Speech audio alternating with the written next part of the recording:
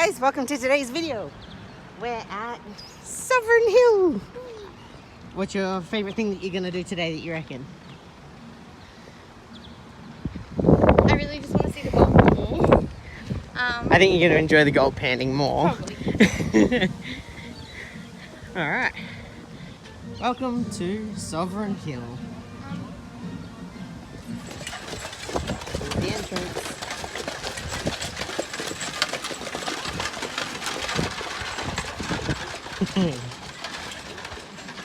So learning to read and write was very much something that people had to learn. Yeah. So school was a luxury and it was very expensive, so people often wouldn't send their children. So learning to read and write first and foremost, and also learning to read and write upside down and back to front is a skill in its own. So what I have to do is create a mirror image here today. So spelling the name upside down and back to front means when we go to print, it prints the right way up and the right way around. If we spell the names the right way up and the right way around now, when we print it, it'll be backwards and upside down. Yeah. I'm going to recycle some of the names that I've already, some of the letters from the names I've already got. So this is what we call typesetting. So usually you would have two people doing this particular job. One typesetting, one printing. It would just make it a lot easier and a lot quicker, more efficient for people, particularly because of the demand of the posters and the newspapers that we're trying to print for the colony.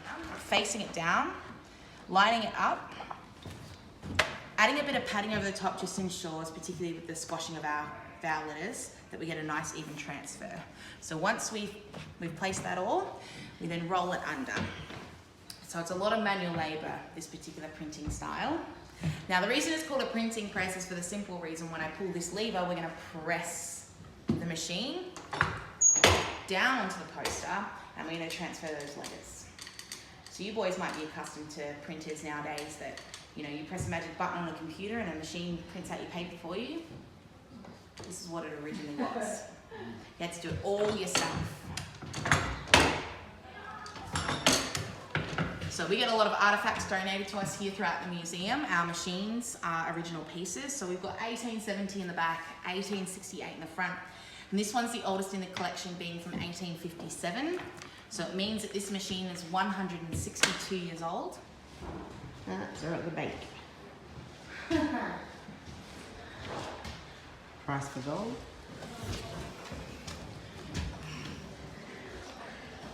And the scales.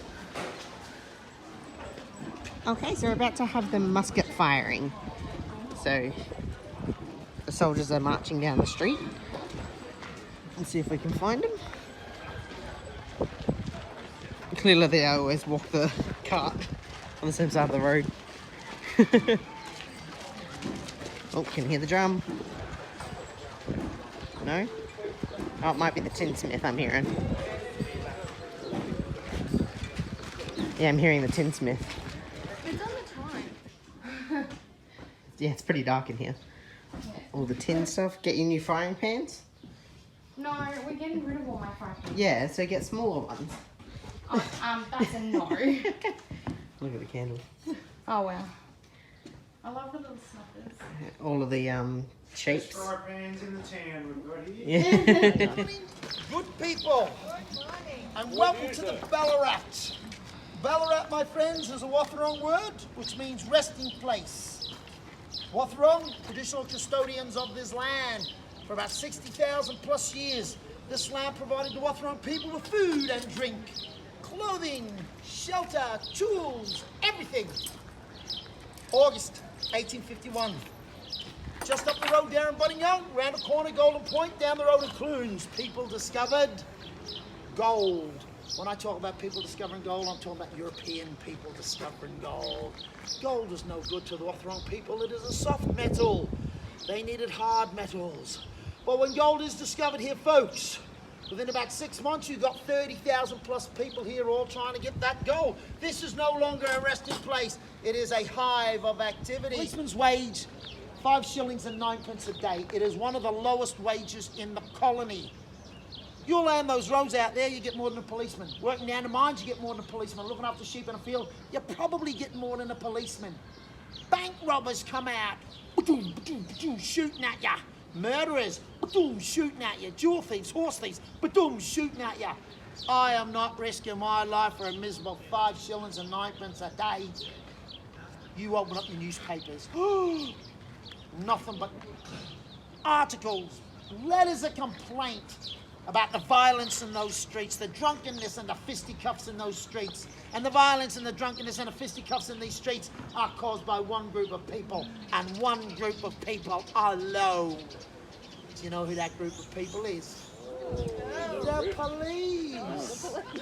We're not doing our jobs. We're sitting there having a drink. Where do you come from? Ireland. Oh, you mitt. We'll just say, poof, biff, biff, biff, biff. Tell you this. When gold is discovered, they need to make revenue to build all these beautiful buildings, etc. First thing they do is bring in a gold license. You need a gold license just to look for gold. Doesn't matter if you find the stuff, just looking, 30 shillings a month, and our money today around about $400, $500, just to look. If you do not have that license, it is a finable offence. Children, get ready to catch them, adults, because they're going to faint. No swearing in the streets. It's a finable offence. He's just gone, shut the front door. Now, the reason I tell you about these finable offences is because the incentive scheme goes something like this. Any policeman bringing in anyone on a finable offence will get half of that fine. Cha-ching. Now we're doing our jobs. £5 for swearing in the street. £5 if you do not have your gold licence. £2.5 in my pocket. 10 times my daily wage. Selling, making, in possession of the slag rod. £50 offence. £25 in my pocket. That is a year's wage. Now, a lot of reports gone out there in the streets saying that the police were corrupt. The police are going, where's your license? Rip, rip, rip, throwing it away. Where's your license? Sure, Nick. Of course they were corrupt. They were as corrupt as sin. We've had police historians have come in and told us, no, there was no corruption. Of course they are. Police. 3 kinds of police here: foot police, town police, mounted police. We have got the town police walking up and down the town there, making sure all those people there have got their licenses, no drunks, no violence. Foot police, down on the diggings, harassing those poor miners to make sure that they have got their license. I am something different. I'm a mounted police officer or a trooper. Ex-military man, 21 years when you joined the army back then. If you wanted out, they let you out, but you had to transfer to the Ballarat Mounted Police Force. That is what I represent. Why did they want mounted ex-military men coming in? Because the riffraff were doing exactly what I was saying, ripping up licenses, taking money off people. They wanted someone who could come in, who understood discipline, understood the use of force properly. That is where we fit in. Of course, we still were as corrupt as the other guys because we wanted the money. Next, we are now going to load the 2-band carbine musket. The 2 bands are the 2 steel bands holding the stock and the barrel together. Again, 58 caliber, smooth bore, muzzle, loaded weapon. We're going to load it up with black powder. No more jokes, this is the serious bit of the demonstration. Black powder, 3 compound saltpeter, phosphorus, charcoal. It is very, very important. That there is 1 measure of powder in that little tube. It is very, very important. Never, ever put in more than 1 of these. I'm sorry, is he talking to me or what? No. He's distracted. I'm sorry, he's distracted me. Where was I? That's right, loading this up. It is very, very important. I said no more jokes. Very, very important. Only ever put in 1 of these. You put in more. What is he? Is he? I'm trying to do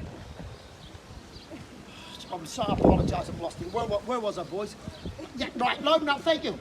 Very, very important. Do never put more than 1 of these in there. Put in 2, you blow up the gun. Put in 3, you blow up everyone around you. Next, they put in this. We do not put in this because what goes up must come down, and I'm shooting out over your head, so where's it going to come down on? Well, it won't be me, one of you. Next, we have to put in some wadding. I'm going to use some tissue paper. They would use paper, cloth, bark from a tree, grass, dried horse dung, right in the tongue.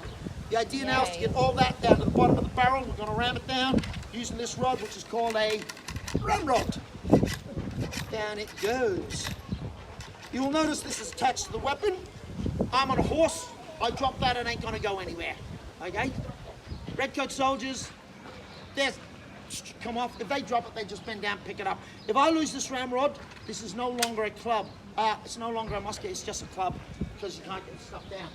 Next, this little thing here, that is called a top hat percussion cap. That teeny tiny little thing, It is going to go on the nipple at the end of the breech, right there, my friends.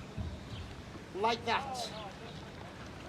Weapon is now ready to be fired. What is going to happen when I arm the weapon? I pull back the hammer to fire. I'll pull that trigger. The hammer snaps back, hitting the percussion cap, releases a spark down that tube, ignites a powder. You're going to go boom. And you're going to go boom very, very loudly. So you all need to get your fingers and stick them in your ears. You got gentlemen of the Ballarat. There is a weapon about to be fired. Place your fingers in your ears. Make sure the children have their fingers in their ears. This weapon is armed. We are firing in 3, 2, 1.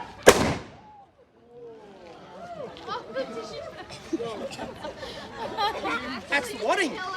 Imagine where the bullet would have come down. That is how you load and fire a musket, my friends. Are there any questions? So that musket firing was pretty cool. It was loud. It was loud. And I got covered in paper. Yeah. And a plug. And we're at the library. And was it just library? Yeah. Library and something. There's all of these gems and stuff. And it's just across from the theatre.